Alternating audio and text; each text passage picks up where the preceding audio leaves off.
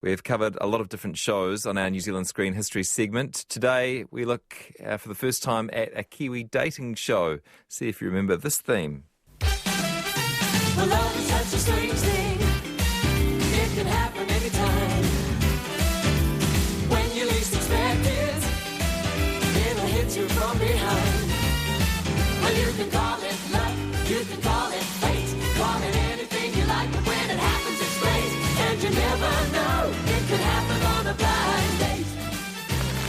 Oh yeah, blind dates. Forget Bachelor or Love Island. This was the OG, and it lasted for 2 seasons here in New Zealand.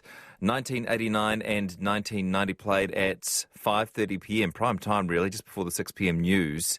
And Susie Clarkson, who at the time was Susie Aiken, was one of the hosts of the show. She's in studio with me. Kia ora. Nice to see you. It's great to be here, thank you. And Terry Kilmartin was the first assistant director and had a number of other jobs on the production as well. Hi, Terry. Hello, GC. Maybe that's just normal for a first assistant director. You end up doing kind of what needs doing. Have I sort of got that right? It does now, yeah. At the time I was a contestant coordinator. But, contestant coordinator, yeah. Okay. Or wrangler, we could actually say. Briber. Exactly. It's a bit unfair, really. Susie has given me this photo album of memories from the time. You look exactly the same as you do now, Susie.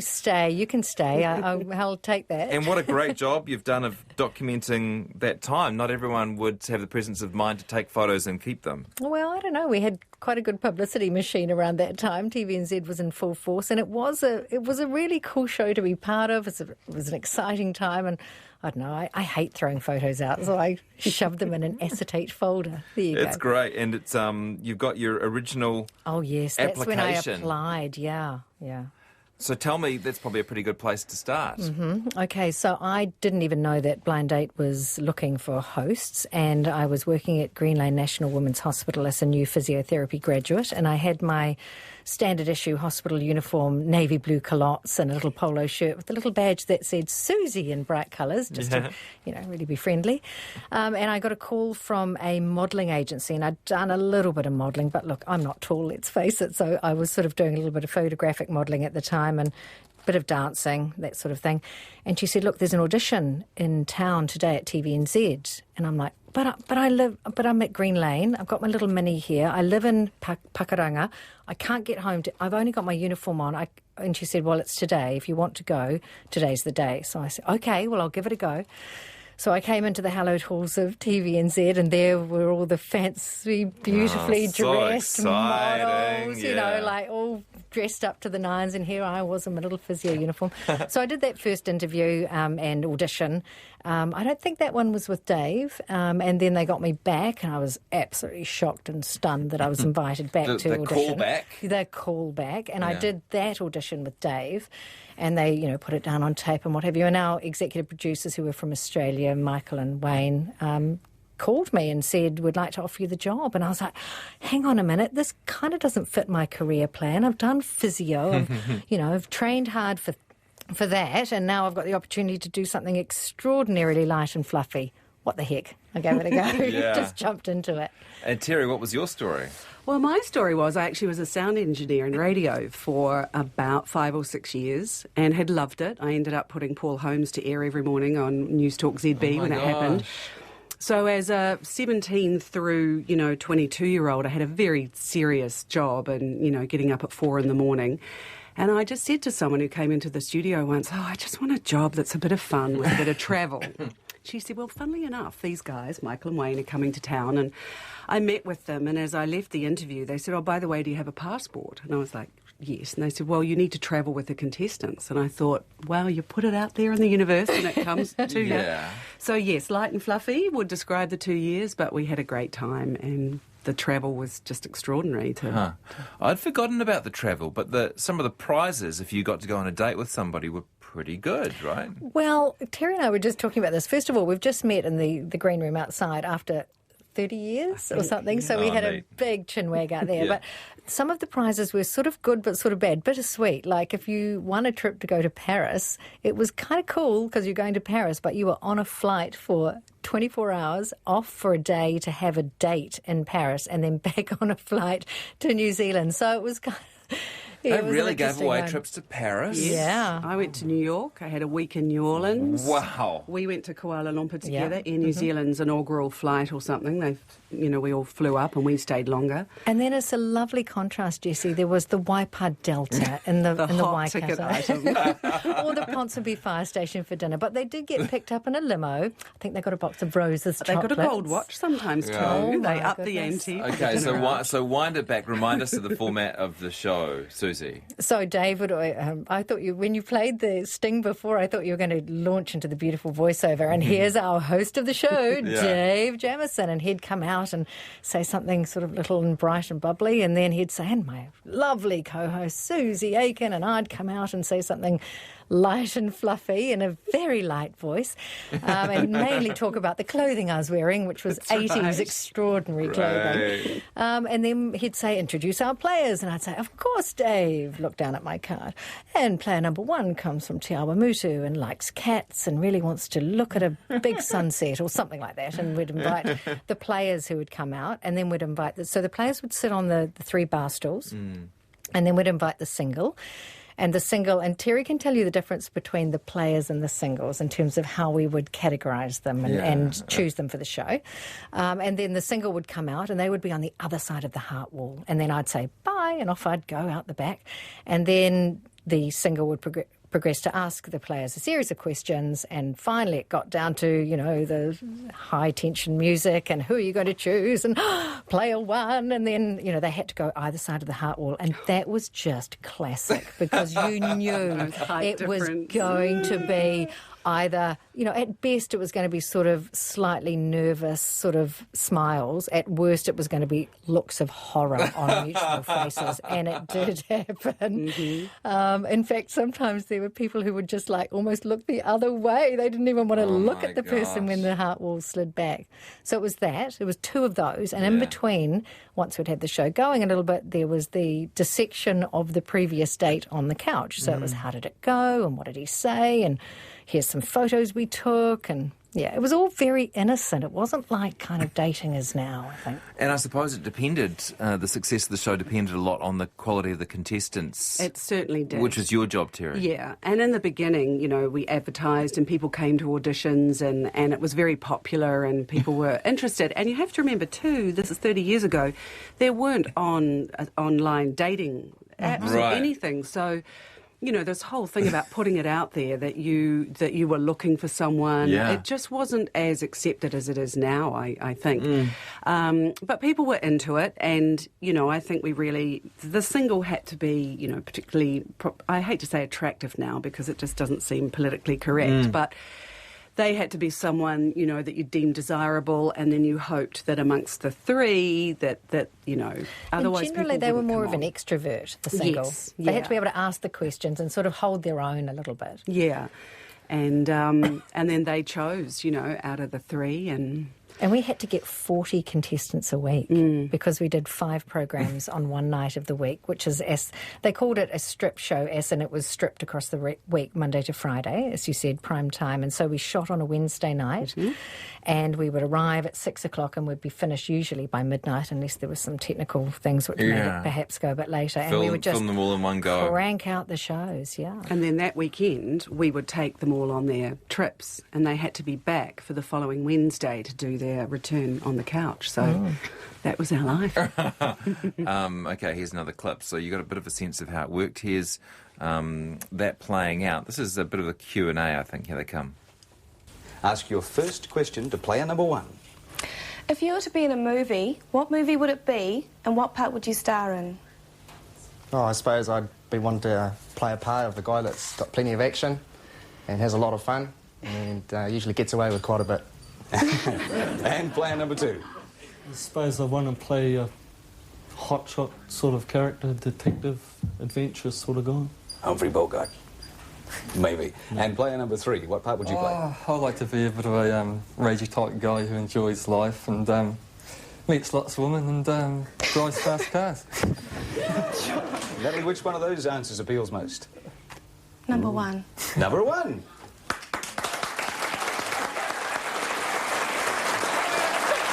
Yeah, much like dating these days, you're just trying to pick the one who sounds the most normal. There were some fantastically cheesy answers, which we did help them with. We had a writer. Oh, we spent the afternoon workshopping some of them were those answers. so nervous. They just didn't know what to say. We're much more sophisticated now, probably, that if you were watching something like this, you would assume that they'd been written or got some help. But I don't know if anyone would have suspected it back then. Probably not. No, and they still did have to come up with it themselves, but also their questions were pretty inane. You know, if you were a cocktail, what would you be? Or, like, oh, God, wait for that answer, but...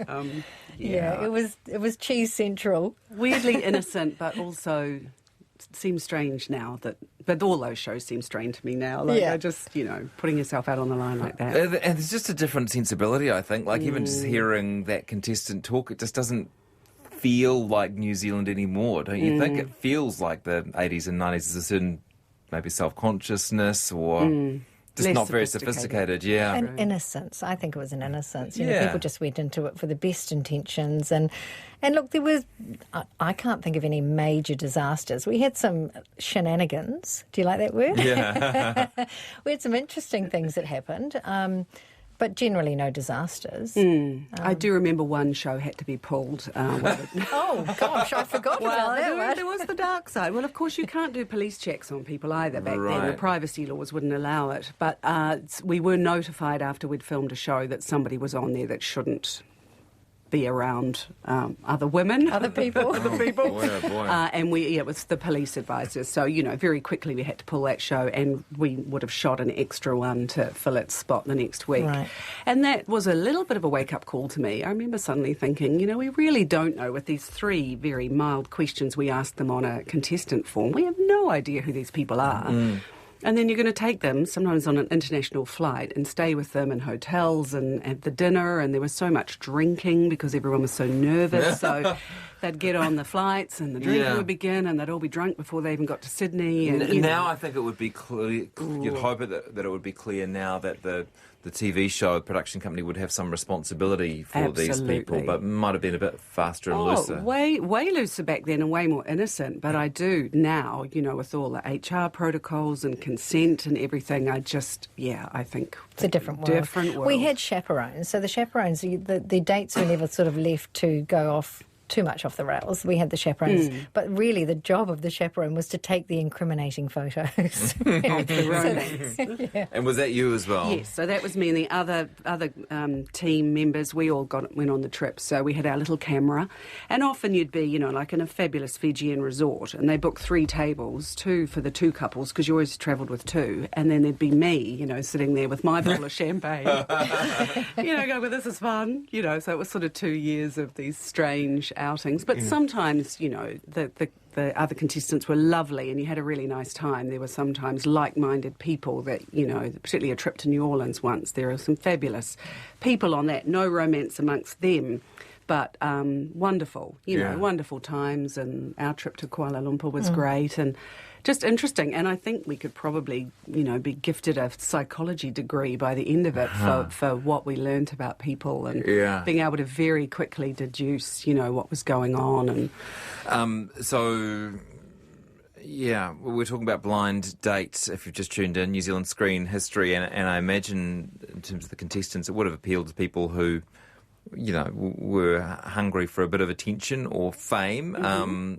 And I know there are a few people who later became famous. We've actually found a clip of one of them. Have a listen to this and see if you can work out who this is. Let's introduce our 3 ladies. Our first player enjoys theatre, dancing and travelling and would like to ride a camel in Egypt. Please welcome Shelley McWalter. Our second player enjoys Egyptian belly dancing and one day she'd like to be a game show hostess. Let's welcome Susan Barnes. Our third player enjoys designing knitwear and oil painting and plans to make lots of money to retire at 40. A big welcome for Robin Scott. Hi, ladies. Hi, Shelley. Welcome to the show. How are you? Very good, thank you. You want to go ride a camel in Egypt? Sounds like good fun, yeah. The ships of the desert, reputedly you get seasick on them. Oh, I hope not. Well, the best of luck. What's your ideal guy look like? He's got to be taller than me for a start. How tall are you? I'm 5'9". Ooh, well, I'll leave you sitting right there. And Susan, welcome to the show. Hello. How are you? You've got dancers on the back of your hand, haven't you? Who's your ideal guy? I like someone who's well-built, with a well-built wallet as well. Ooh, whatever happened to feminism? I know exactly who that is. It's Suzanne Paul. It is, with the luminous spheres and the natural glow. Yeah. That was all to come, I think. Yeah, I didn't remember that. My old friend JJ Feeney was on the show. Really? I remember her showing me the videotape of that. Wow. She said, I don't think she'd mind me telling this story decades later, that she lied about her age to get onto the show. What was the age range? Well, it was open, completely open. I think initially it was a young person show, but we did all ages, and in fact we used to do some seniors that were. Remember that lovely? I forget her name. There was a wonderful older woman that just charmed everybody. They were lovely. They had nothing to lose. They were just totally into it and very innocent. But I think they only got the dinners. I don't think we took them too far and wide. But no, but it did. It sort of was a younger person's. Did anybody fall in love? Well, what I can tell you is not during the show, but afterwards, I was approached at least 3 times in the supermarket, as you're always approached in the supermarket, from people to say, hey, you were on Blind Date, weren't you? And I'd be like, oh, yeah, I was. And they're like, oh, well, I met my husband on Blind Date and we're together. And I'd be like just standing there in the aisle going, oh, this is so cool. And I've got nowhere to tell anybody about it. But it didn't happen during the show. Later, yeah. Absolutely. But at least 3 times I had people say, oh, wow, we're still together. That's we cool. met on the show. So that was a bit of success. Did they meet on their date, or do you think they met like when there were 40 other people during that process? I didn't dissect them right at the time. You wanted to believe. But I do know that, and you will remember this, that if 2 couples went away and you had the single and the player and the single and the player, generally, if they weren't attracted to each other, the singles would gravitate together because they were generally the extroverts and the perhaps more confident. And so you'd get this really awkward thing of the players sort of sitting quietly and the singles having a great old time. So you had to be careful about that. I'd love to hear from anybody who actually was a contestant on Blind Dates. Get in touch. Send me a text on 2101 and tell me what you remember. So, as you said, they go on the date and then you come back and have a chat to them about it. And here is host Dave Jamieson talking to Jackie about her blind date. Let's have a listen. And what were your first impressions of Duncan? Well, Mr. Average. I wasn't Tom Cruise. Oh, dear. But yeah, he's okay. And what does he think of you? I think he likes me. I don't know. I guess he likes me. I don't know. If I may get personal for just a moment, did you kiss goodnight?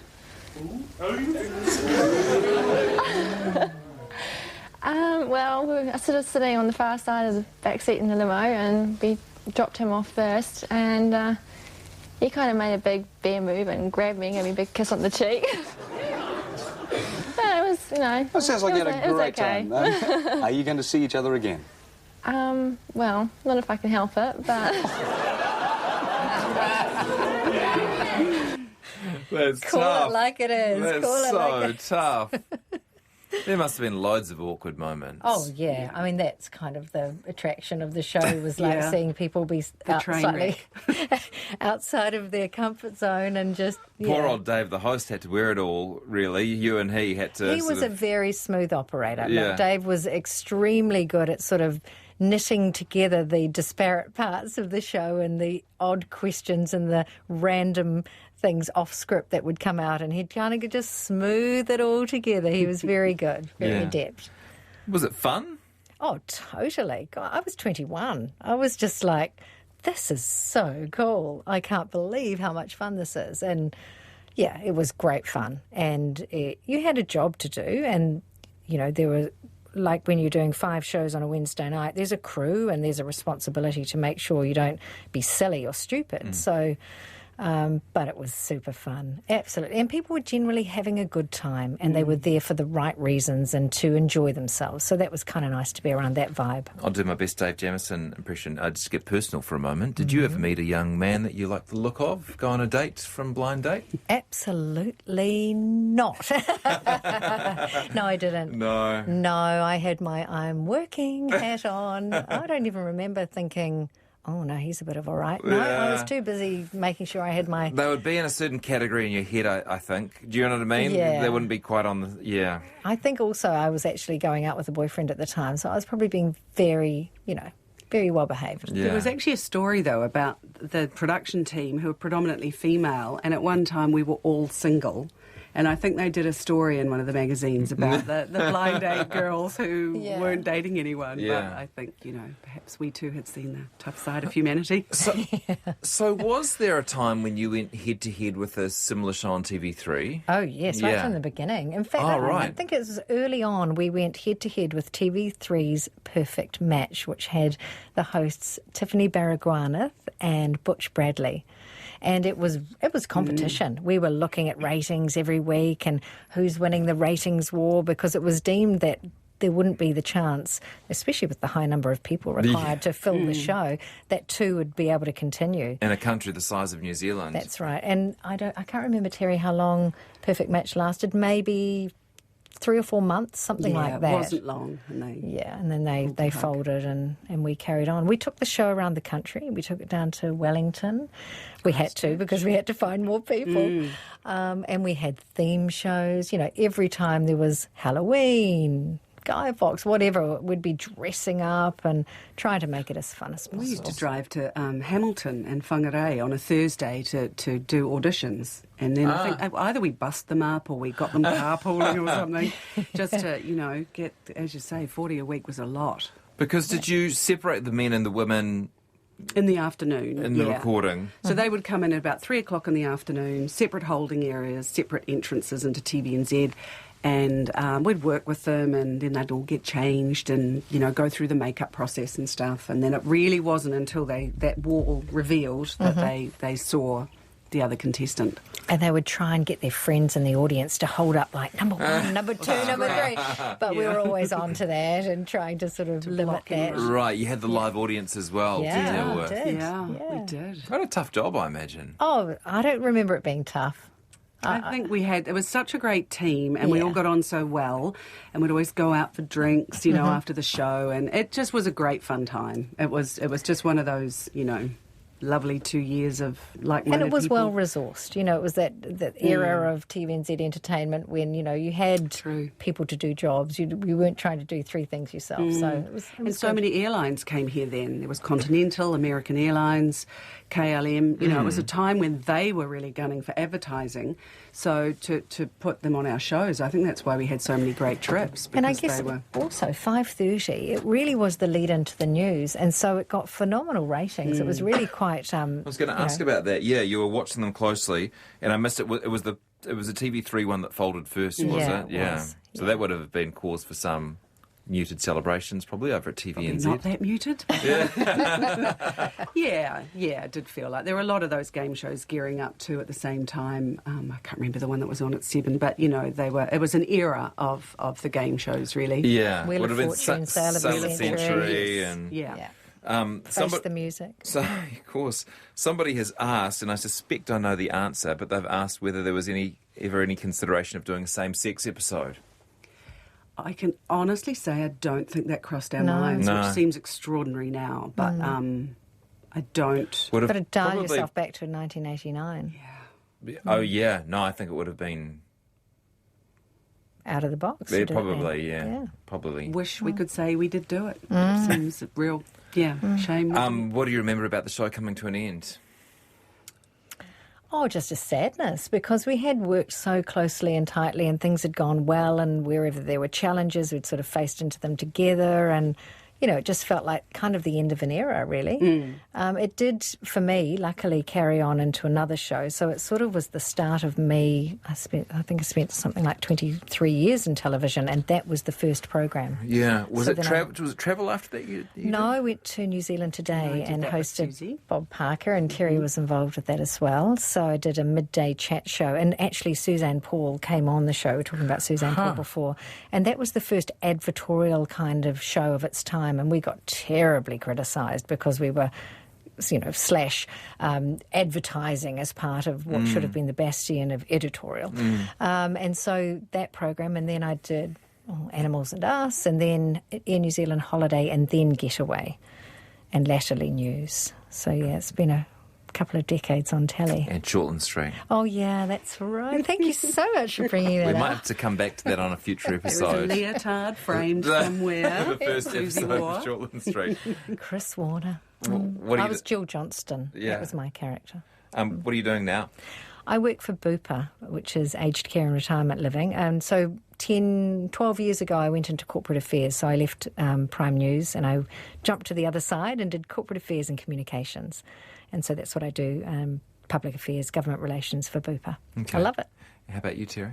I'm now in the film industry, and I am, as you said earlier, a first assistant director, so I run film sets. In fact, just wrapped a show yesterday, an American show that's been filming here, so Great. loving it. So, yeah, still on that side of the camera. Yeah. I'd love to bring back a version of Blind Date, though. And I don't know how you would do it now, and I haven't thought this through enough, but you know, with all of the social media and dating sites, how would you do it? But it seems like it would still be a cool thing to, you know, re-energise I agree. and bring it back. Totally And agree. I'd be up for it. We often end up saying that, actually, after these conversations. Maggie's garden show, people are like, why don't we have a good garden show? Or, you know, someone thought even the dog show might work in 2021. Thank you for coming in, both of you. It's been You're great welcome. fun. Thank you. We've It has been fun. talking about the show Blind Date in our segment on New Zealand screen history.